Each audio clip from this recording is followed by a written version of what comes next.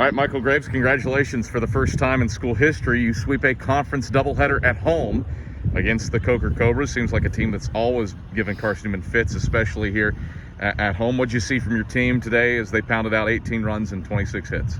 Well, we discussed in there, I think we had at-bats in 12 innings and we scored an 11 out of 12. And anytime you do that, I think you're hitting the ball real well.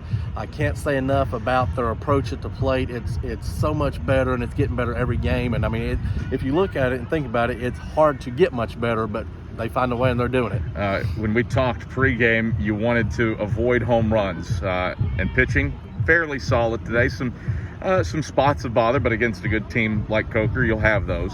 How'd you feel that, especially Lacey Reines with a 12 strikeout performance, did in the circle? Well, we kept the ball in the ballpark. We got ground balls, and I'm overjoyed with that.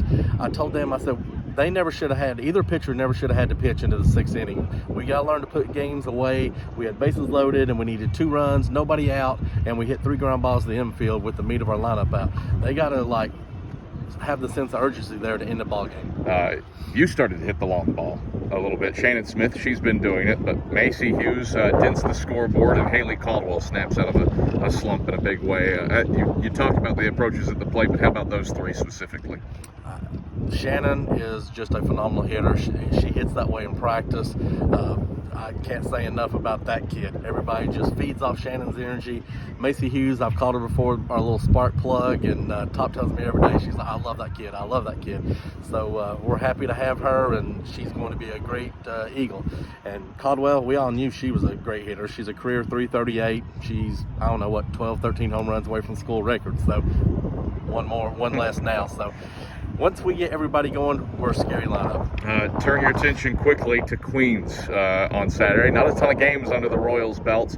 You had some issues defensively, especially in Game 1 and this one. How do you improve upon that with a tight turnaround for Saturday? Well, Adam, we're not making errors on balls that are hit to us or something like that. We're making errors on just throwing the ball, bad throws, and just dropping balls and stuff. Mm-hmm. So, I mean, those are like unforced errors, and we continue to talk about it, and it's got to improve. Your errors aren't free bases. They're allowing an extra base, which I guess if you had to pick, if you had one or the other, it'd be that. So it hasn't hurt you big, but you mentioned it's something to clean up. It's just frustrating. I like to be neat and clean, and I told them there at the end of the first game when we talked about it, I said, that's just sloppy, and that takes away from how good we just looked for 6 innings to have a sloppy 7th like that, and it's unnecessary. All right, Mike, thanks for the time. Congrats on 2. Thank you.